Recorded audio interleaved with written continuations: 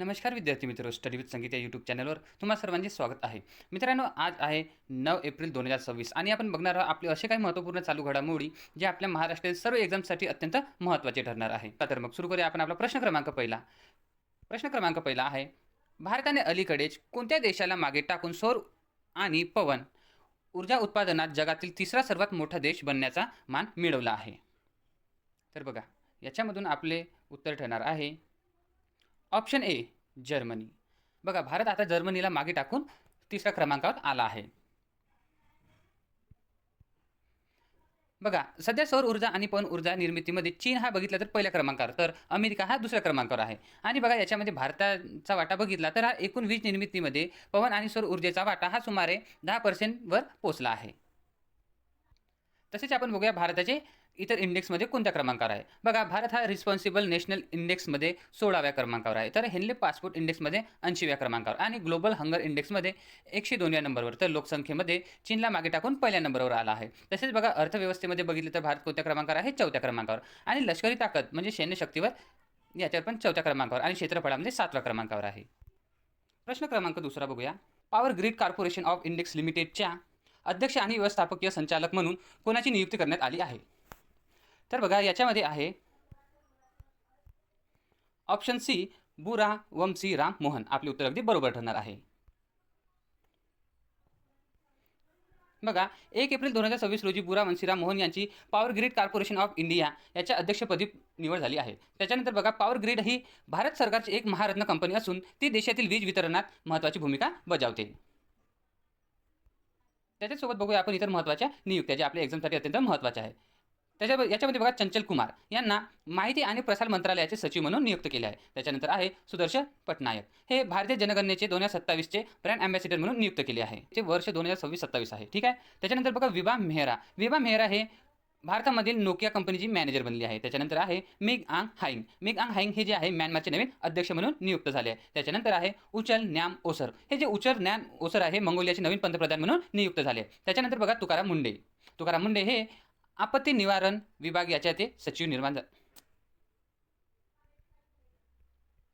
त्याच्यानंतर आहे तुकाराम मुंडे. बघा, तुकाराम मुंडे जे आहे हे आपत्ती निवारण विभागाचे सचिव म्हणून नियुक्त झाले आहे.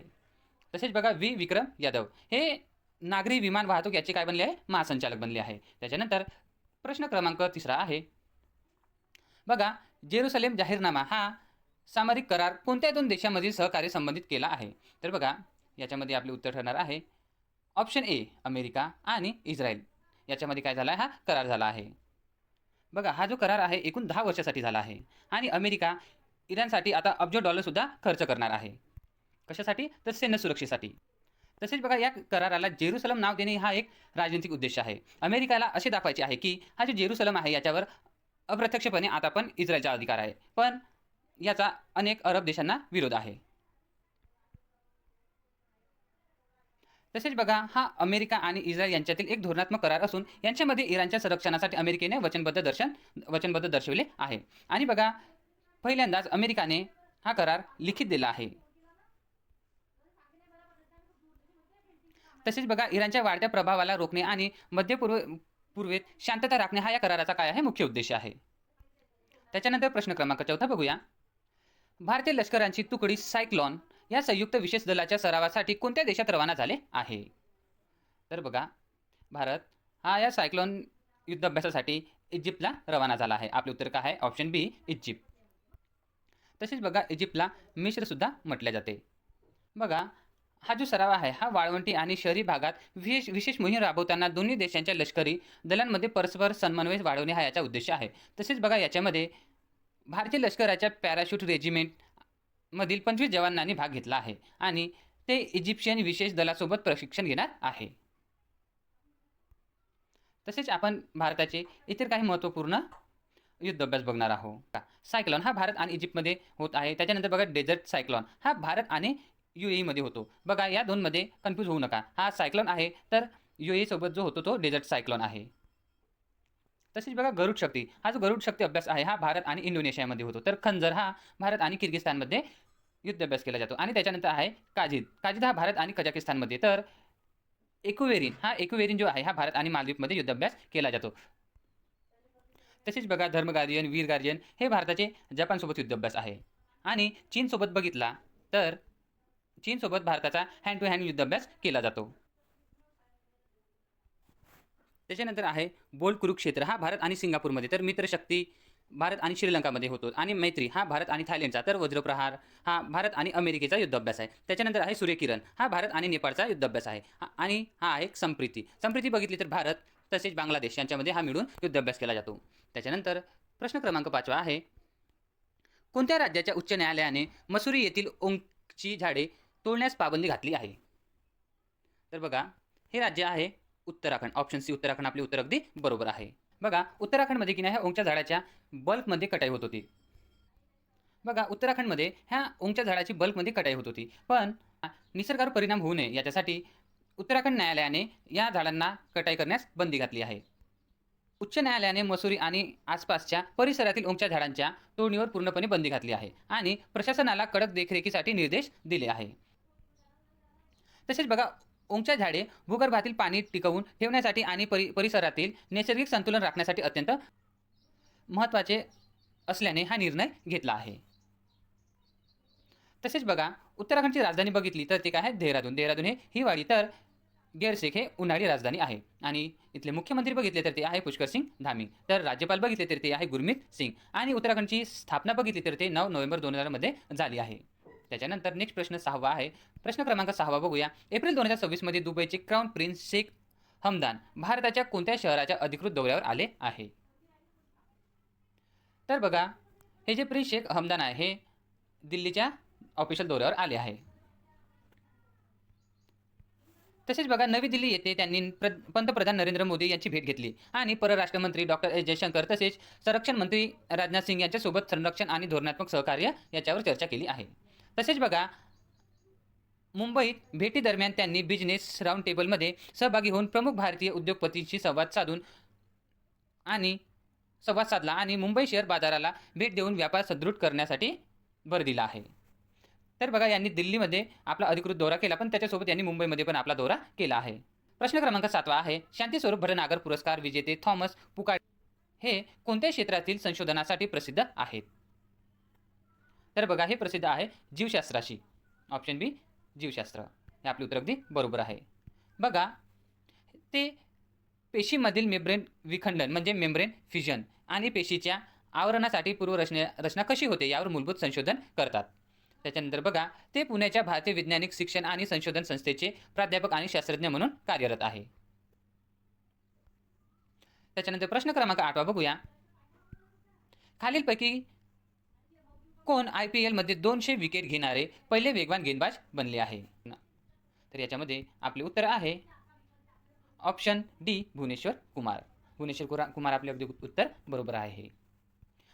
बघा भुवनेश्वर कुमार हे IPLच्या इतिहासामध्ये 200 विकेट घेणारे पहिले वेगवान गोलंदाज बनले आहे आणि त्यांनी IPL 2026 मध्ये हा हंगामात रॉयल चॅलेंजर बँगलोरकडून खेळून हे ऐतिहासिक कामगिरी केली आहे. तसेच बघा आपला प्रश्न स्पोर्टवर आहे, तर आपण स्पोर्टचे काही महत्त्वपूर्ण मुद्दे बघूया. बघा सेफ अंडर 20 हा किताब कोणी जिंकला आहे? बांगलादेशने. आपण हा कालच प्रश्न बघितला आहे. त्याच्यानंतर आहे men's player of the year हा अभय सिंग हा ठरला आहे, तर junior girls player of the year हे अनाहा सिंग बनली आहे. US मेजर लीग क्रिकेटमध्ये सामील होणारे पहिले भारतीय हे आहे रविचंद्रन अश्विन. तसेच बघा पुरुष T20 विश्वकप कोणी जिंकला आहे? भारताने. याच्यानंतर मियामी ओपन 2026 हे एकेरी विजेतेपद कोण ठरले आहे? Jannik Sinner. तसेच मियामी ओपन 2026 महिला एकेरी विजेतेपद बघितले तर ते आहे आर्यना सबालेंगा. त्याच्यानंतर नेक्स्ट प्रश्न आहे प्रश्न क्रमांक 9वा. G7च्या अध्यक्षतेखाली 2026 मध्ये फ्रान्सने कोणत्या शहरात वन हेल्थ समिटचे आयोजन केले आहे? तर बघा याच्यामध्ये आपले उत्तर ठरणार आहे ऑप्शन बी लिओन. तर लिओनमध्ये हे वन हेल्थ समिट याचे आयोजन केले गेले आहे. तसेच बघा फ्रान्सने 2026 मध्ये G7च्या अध्यक्षतेखाली वन हेल्थ शिखर परिषद याचे यजमानपद भूषवले आहे आणि ही शिखर परिषद 7 एप्रिल 2026 रोजी जागतिक आरोग्य दिन निमित्त लिओन या शहरातील आयोजित करण्यात आली आहे. तसेच बघा या परिषदेत मानव, प्राणी, वनस्पती, पर्यावरण यांच्या आरोग्याला एकत्रित विचारात घेऊन वन हेल्थ दृष्टिकोनाला चालना देण्यात आली आहे. तसेच बघा या शिखर परिषदेचा मुख्य उद्देश बघितले तर विज्ञान आधारित आणि समन्वयित जागतिक आरोग्य धोरणांपुढे नेण्याचा हा मुख्य उद्देश आहे. त्याच्यानंतर प्रश्न क्रमांक 10 बघूया.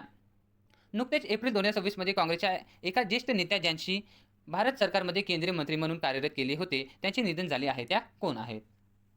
तर बघा याच्यामध्ये आपलं उत्तर ठरणार आहे ऑप्शन ए मोहसिना किदवई. यांनी इंदिरा गांधीच्या काळामध्ये केंद्रीय मंत्री म्हणून कार्य केले होते. तसेच बघा मोहसिना किदवानी यांनी 8 एप्रिल 2026 रोजी वयाच्या 94व्या वर्षी काय झाले निधन. त्यांनी भारतीय राष्ट्रीय काँग्रेसच्या ज्येष्ठ नेत्या होत्या. तसेच त्यांनी पंतप्रधान इंदिरा गांधी आणि राजीव गांधी यांच्या कार्यकाळात केंद्रीय मंत्री म्हणून काम केले आहे. तसेच आपण बघूया महत्त्वपूर्ण निधन. बघा हिरोमासा उराकावा हे काय होते मुद्रिष्ट खेळाडू म्हणजेच बॉक्सर होते. त्याच्यानंतर मेघनाथ देसाई हे काय कोण होते अर्थशास्त्र यांचे निधन झाले. त्याच्यानंतर आहे शिबू सोरेन हे झारखंडचे माजी मुख्यमंत्री होते. तसेच सत्यपाल मलिक हे काय होते माजी राज्यपाल. तर डॉक्टर वेस पेज हे ऑलिम्पिक हॉकी पदक विजेते होते. त्याच्यानंतर आहे लागनेशन हे नागालँडचे राज्यपाल होते. त्याच्यानंतर माधव गाडगीळ बघितले तर हे प्रसिद्ध पर्यावरण शास्त्रज्ञ होते. तसेच मित्रांनो आपण जे आता प्रश्न शिकलो त्याचे एक क्विक रिव्हिजन करूया. बघा प्रश्न क्रमांक पहिला काय म्हणते भारताने अलीकडे कोणत्या देशाला मागे टाकून सौर आणि पवन ऊर्जा उत्पादनात जगातील तिसरा सर्वात मोठा देश बनण्याचा मान मिळवला आहे. तर तो कोणता देश आहे जर्मनी. बघा power grid corporation of India लिमिटेडचे अध्यक्ष आणि व्यवस्थापकीय संचालकपदी कोणाची नियुक्ती करण्यात आली आहे. तर ते आहे बुरावंशी राम मोहन. त्याच्यानंतर आहे जेरुसलम जाहीरनामा हा सामाजिक करार कोणत्या दोन देशांमध्ये सहकार्य स्थापित करण्यासाठी झाला आहे. तर हा आहे इराण आणि अमेरिका. त्याच्यानंतर आहे भारतीय लष्करांची तुकडी सायक्लोन या संयुक्त विशेष दलाच्या सरावासाठी कोणत्या देशासाठी रवाना झाले आहे. तर ते आहे इजिप्त. कोणत्या राज्याच्या उच्च न्यायालयाने मसूरी येथील ओंगचे झाडे तोडण्यावर पाबंदी घातली आहे. तर ते कोणते राज्य आहे उत्तराखंड. एप्रिल 2026 मध्ये दुबईचे क्राऊन प्रिन्स शेख हमद भारताच्या कोणत्या शहराच्या अधिकृत दौऱ्यावर आले आहे. तर ते आहे दिल्ली. शांती स्वरूप भटनागर पुरस्कार विजेते थॉमस पुकाडिल हे कोणत्या क्षेत्राशी संबंधित आहे. तर ते आहे जीवशास्त्र. खालीलपैकी कोण IPL मध्ये 200 विकेट घेणारे पहिले वेगवान गोलंदाज बनले आहे. तर ते आहे भुवनेश्वर कुमार. G7च्या अध्यक्षतेखाली 2026 मध्ये फ्रान्सने कोणत्या शहरात वन हेल्थ समिटचे आयोजन केले आहे. तर ते आहे लिओन.